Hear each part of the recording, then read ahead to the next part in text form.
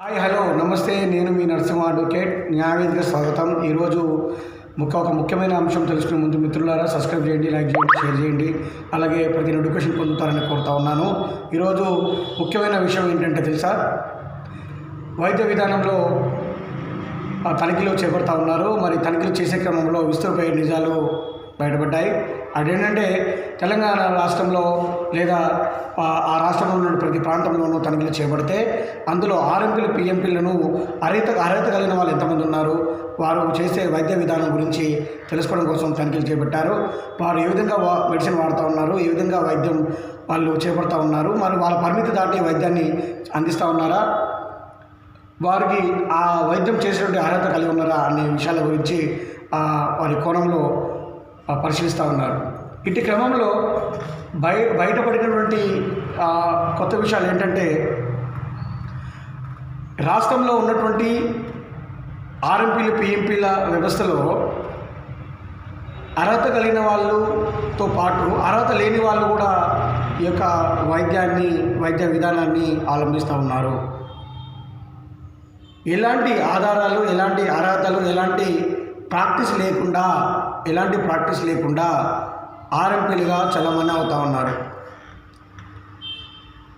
అలాగే అర్హత కలిగినటువంటి ఆర్ఎంపీలు పిఎంపీలు ఏం చేస్తూ ఉన్నారు అనే విషయాన్ని కూడా మనము గమనించుకున్నట్లయితే, వారు కూడా అర్హత లేని ఈ వ్యక్తులు ఏ విధంగా వైద్య విధానం అవలంబిస్తూ ఉన్నారో, వారు అర్హత కలిగినటువంటి ఎలిజిబుల్ అయినటువంటి ఆర్ఎంపీలు పిఎంపీలు కూడా అదే వైద్య విధానాన్ని అవలంబించడం ఇక్కడ గమనార్హం. ఏమిటి అంటే, ఎక్కువగా గర్భ విచ్ఛిత్తి మందులు అనేది వాడడం జరుగుతూ ఉంది ఆర్ఎంపీ డాక్టర్ల దగ్గర. గర్భ విచ్ఛిత్తి టాబ్లెట్స్ అంటే మనకు ఐడియా ఉండవచ్చు అందరికీ. గర్భ విచ్ఛిత్తి టాబ్లెట్స్ అంటే ప్రెగ్నెన్సీని తీసివేసేటువంటి మందులు ఎక్కువ వాడడం జరుగుతూ ఉంది. అలాగే యాంటీబయాటిక్స్ టాబ్లెట్స్ కూడా ఎక్కువగా యూజ్ చేస్తున్నారు, గమనించారు వాళ్ళు. యాంటీబయాటిక్ టాబ్లెట్స్ ఎక్కువగా ఎలా యూజ్ చేస్తూ ఉన్నారు అంటే, జ్వరం వచ్చినా, నీరసం ఉన్నా, ఏ రోగం ఉన్నా కానీ ఆ రోగానికి తగ్గ టాబ్లెట్స్ ఇస్తూ దానికి యాంటీబయాటిక్ టాబ్లెట్స్ ఇవ్వడం అనేది చేస్తూ ఉన్నారు. ఎక్కువగా యాంటీబయాటిక్స్ అనేవి ఇస్తూ ఉన్నారు. అంటే త్వరితంగా ఆ రోగాన్ని తగ్గించే విధంగా టాబ్లెట్స్ అనేవి ఇస్తూ ఉన్నారు. అదేవిధంగా ఆపరేషన్కి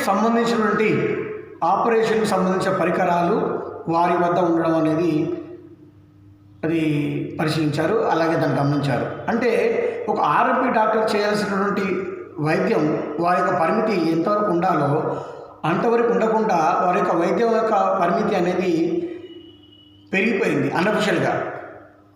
ఆపరేషన్ పరికరాలు వారి దగ్గర ఉండడం ఏంటి నాకు అర్థం కాదు. ఒక ఆర్ఎంపీ వ్యవస్థ ప్రథమ చికిత్స వారికి వాళ్ళ యొక్క పరిమితి, ప్రథమ చికిత్సలో ఉండాల్సిన నియమాలు, నిబంధనలు ఏ విధంగా ఉండాలో వాటిని పాటిస్తూ వైద్యాన్ని అందించాల్సిన బాధ్యత ఆర్ఎంపీలకు ఉంటుంది, పిఎంపీలకు ఉంటుంది. మరి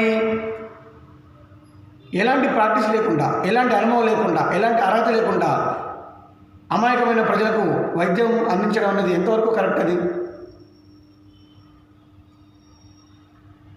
కాబట్టి ఇటు విషయం పైన వాళ్ళు సమగ్రంగా విశ్లేషణ జరుపుతూ వాళ్ళు తనిఖీలు చేపడుతూ ఉన్నారు. చాలా వరకు తనిఖీలు కూడా చేపట్టారు. విస్తృతమైన నిజాలను వాళ్ళు తెలుసుకోవడం జరిగింది.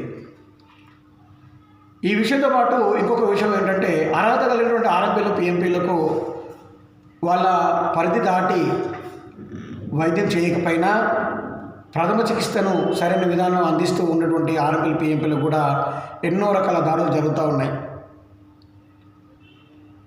అనైతికంగా చేసే వైద్య విధానం, అనైతికంగా ప్రవర్తించే యొక్క ఆర్ఎంపీలు పిఎంపీల మీద తనిఖీలు చేపట్టి వారిని చట్ట ప్రకారంగా శిక్షించడం ఎంత ధర్మమో, నైతికంగా ప్రథమ చికిత్స యొక్క నియమావళి, నిబంధనలు పాటిస్తూ వైద్యాన్ని అందిస్తున్నటువంటి ఆర్ఎంపీ పిఎంపీలకు కూడా రక్షణ లేకుండా పోతూ ఉంది.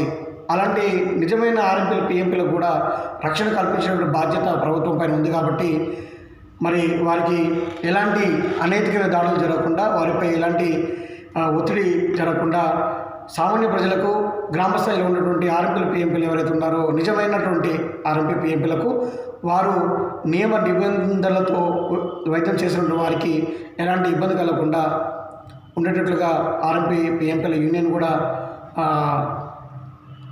దీన్ని గమనించుకోవాలి.